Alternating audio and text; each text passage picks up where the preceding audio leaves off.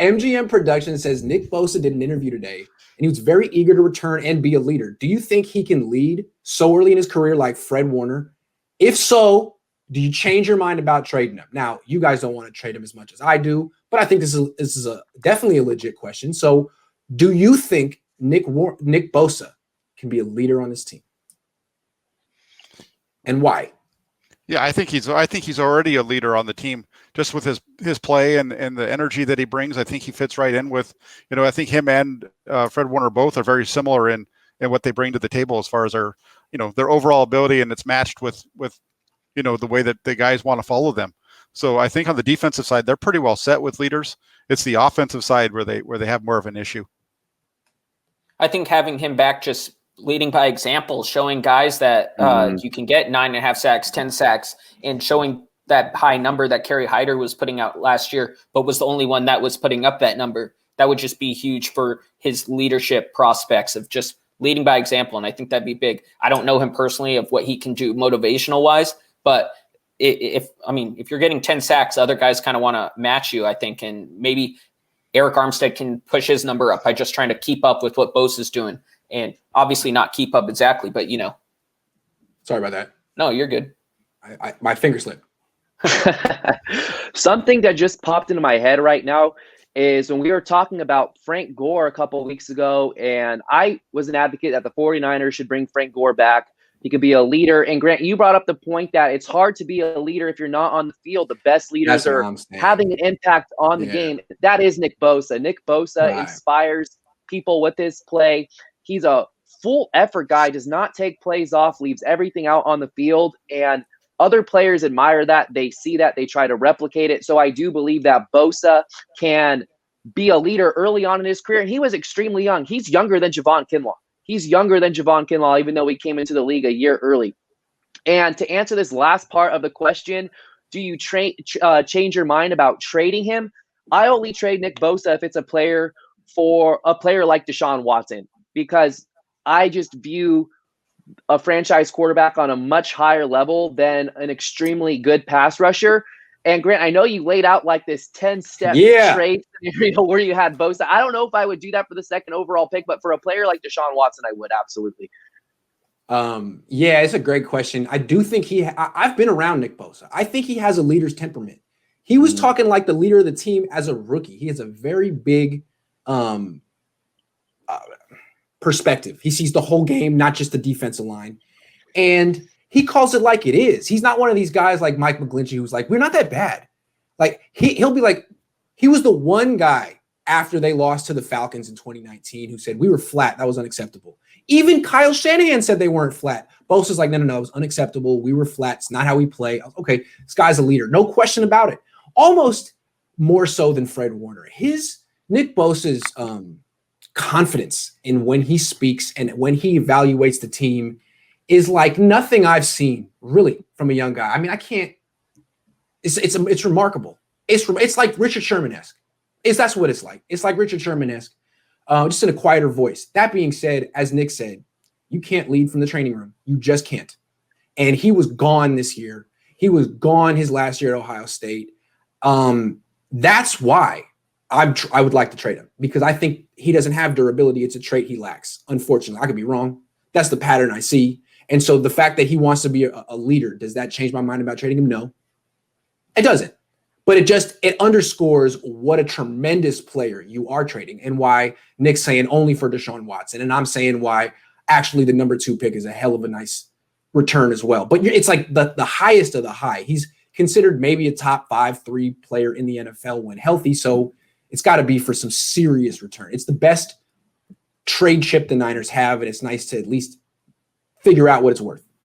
If Bosa stays healthy, I fully expect him to have a huge season. Yeah, me too. But do you expect him to stay healthy?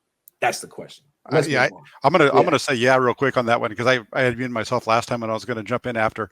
But the thing, if you want to go on Bosa and you want to talk about his history, he tore up his knee in high school, but then he came back and he played as a true freshman. He played his sophomore year. Sophomore year is really what got him drafted. Before he got hurt, and then he had the core injury, came back, had a great rookie season. So if we want to follow that, tore up his knee, he's going to come back and have a really good year this year. He's going to have a good year the following year. and then you trade him after that because that's when his rookie deal is going to be coming up anyway. You get him on Fair that enough. 5th-year option and trade him like you did with Buckner. Buckner, yes. Yeah. And that, look, I would trade Bosa one way or another. And if you want to hold on to him for 2 more years and you think he's got 2 more elite seasons in him where he plays most of the year, then yeah, it would be bad to trade him now.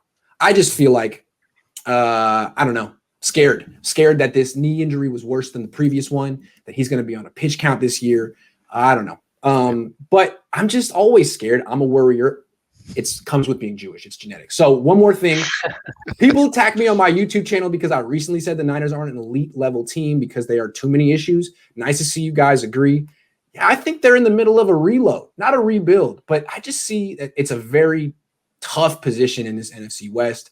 And maybe it's smart to plan for 2022. Now, I'm not saying tank 2021, but if they have to start a rookie next year, I'm not against it because I don't expect them to go to the Super Bowl anyway. That's basically what I'm saying. Is that too far? Like, I think they should be at least considering starting a rookie if they think he's more talented than Jimmy. Oh, absolutely. Well, they should be considering starting the best player, I think, regardless. So if they can get a quarterback they find better than Jimmy. But I would say just on that, think of the difference between the elite level teams and the teams that aren't. Like, I think the Chiefs, the Bills, the Buccaneers have that elite quarterback right now, and the 49ers have questions around it. So I think that's a big difference. Yeah.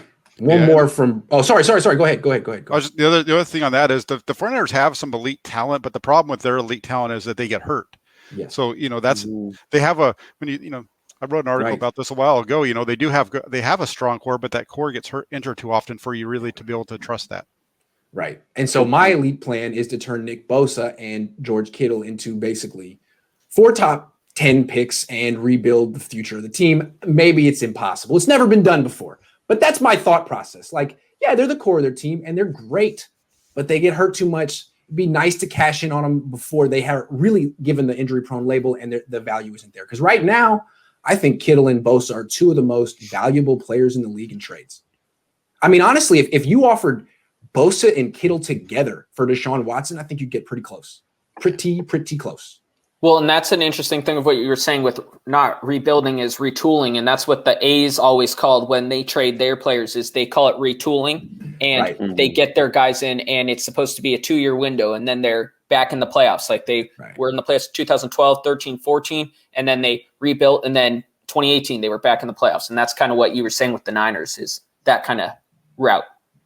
Brian's saying it's unfair to call Bosa injury prone because a lot of players got injured on that MetLife turf, and maybe that was just a fluke. Yeah, maybe. I just feel like at a certain point, the body just starts to go. Once you've had surgery 3 times, the 4th one's coming up. I don't know. Is that unfair? Maybe. I don't know. He feels like an accident waiting to happen. Even in 2019, he had to play through an ankle injury for the first half of the season. It was good. Mm-hmm. Just seems like he missed all of training camp. Didn't play in the preseason. I don't know. But with Jack, Jack makes a good point. If you feel like he's going to come back and play well, then you're giving up on him too early. And someone else is going to get the best years of his career, and you feel dumb. So, if you trade him, you better get a whole hell of a lot in return, put it that way. And I have one thing to add on what you just said about Bosa and Kittle getting you close to being able to acquire Watson.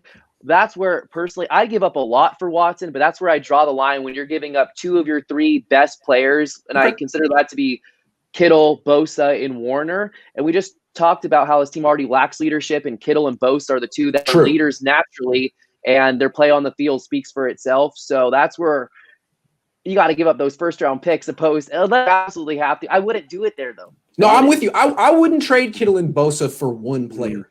I wouldn't. Yeah. I would trade Kittle and Bosa for 4 players. I would as many players as possible. That's the way I would do it. But again, that's not going to happen unless Kyle Shanahan really starts following my advice. And he usually takes like little things, like give the ball to Juszczyk in the second quarter, not big things. So I don't know.